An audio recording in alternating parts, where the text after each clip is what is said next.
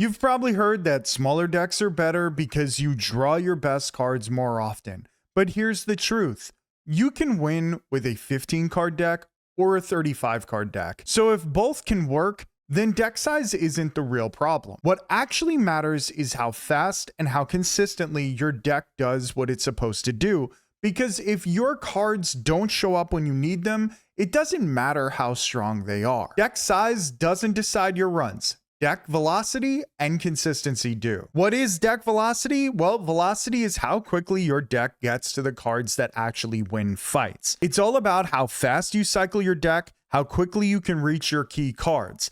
That is all controlled by draw, energy, and card density. What is consistency? How reliably your deck performs the same way each fight. Do you see your important cards when it matters? Can you play them every single time you draw them? A consistent deck does the same powerful thing every fight, not just sometimes. It doesn't matter if you have very high cost, expensive cards, if you have the energy where you can play them every single time you draw them. Just like it doesn't matter if you have a 35 to 40 card deck, as long as you constantly are drawing and cycling through the deck over and over and over again. One of the most consistently repeated ideas in Slay the Spire is that you need a small deck in order to be consistent and in order to have that deck velocity.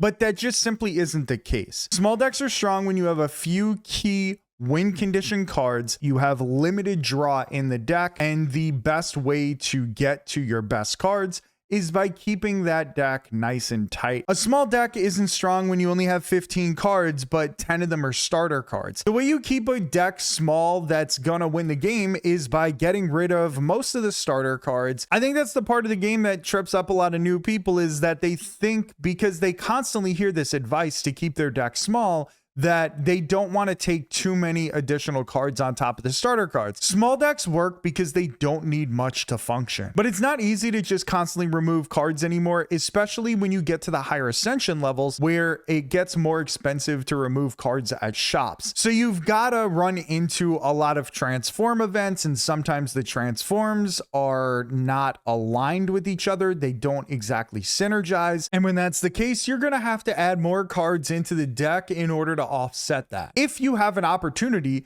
to make a really small, tight deck that you're just cycling through constantly, then that's really amazing. But most of the time, people can't do that. When are big decks completely fine? Well, there's two standout pieces that you really need in order to make a huge deck really work: energy generation and card draw. If you have strong draw engines and you have enough energy to constantly play these draw engines until you get to your big scaling cards, it doesn't matter if you have 57 cards in your deck. That's why I really like Silent, because a lot of times when you're playing Silent, you can have these massive decks. Most of the time when I win a Silent run, I've got like 35 to 40 cards because I'm constantly cycling through the entire thing. It happens pretty much just as quickly as a person that is cycling through a 15 card deck that's really tight and really small but has no draw. Big decks aren't bad, they just need the tools to keep up. Those tools are draw,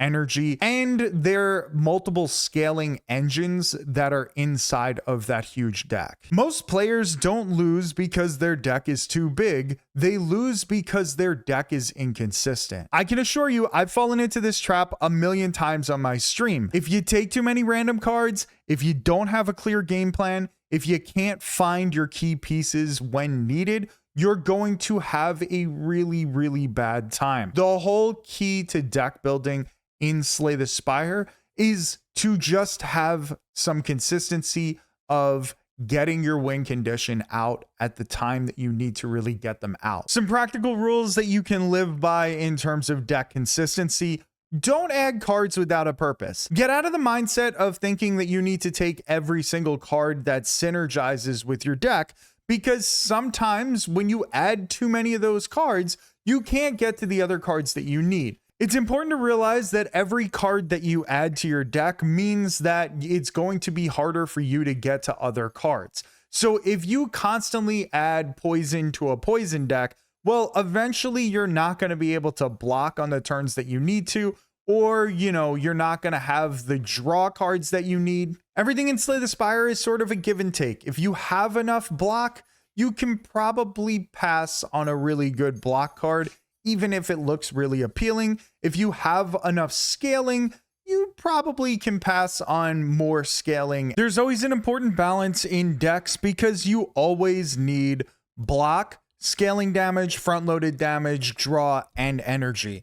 And if you have too much of one of the 5 elements, that means you have too little of one of the others. It's tough to find that balance, and that's why it's important to find the consistency in order to constantly play your best cards when you need to play them. Sometimes you don't even need cards in order to help make your deck more consistent. That's what relics are for. Certain relics might give you more block if you need it. Certain relics might help your scaling if you need it. It's important to factor these things in and think about them before you add a card into your deck that is going to throw the consistency out of order, and you're going to have to use other cards to make it more consistent. Another way to keep things a little consistent is to use potions. In certain decks, you're going to have an issue with specific elites or specific bosses that you're going to run into down the line. A quick example is something that is a really strong deck against one individual enemy, but you know that the Decimillipede could be an elite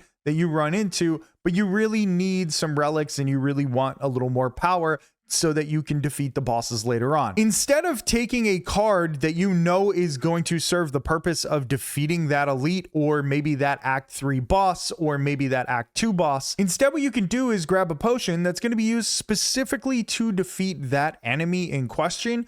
This way you don't grab a card that's suddenly going to make your deck inconsistent.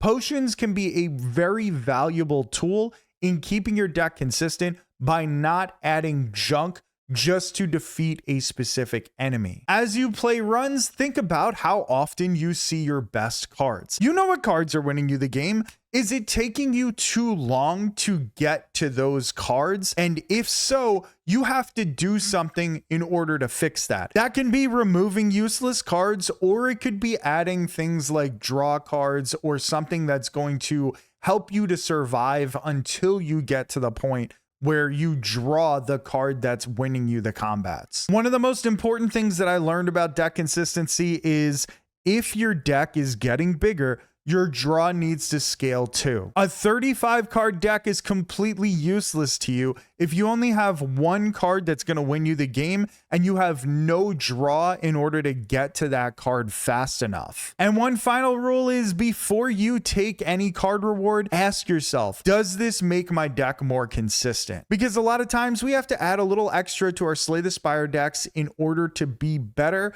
But once you add that card to the deck, it's going to make it slightly more inconsistent to get to your other cards. So you have to try and figure out a way to kind of offset that. That might mean that you need more draw. That might mean that you need to remove a card. That might mean that you need to just skip the card altogether. Don't get hung up on having a small, tight deck. Instead of focusing on how big your deck is, focus on how often it actually works. If you enjoyed the video, give it a thumbs up, and I'm on the road to 5,000 subs, so help me out. Click that sub button. I appreciate you watching. Have yourself a wonderful rest of your day.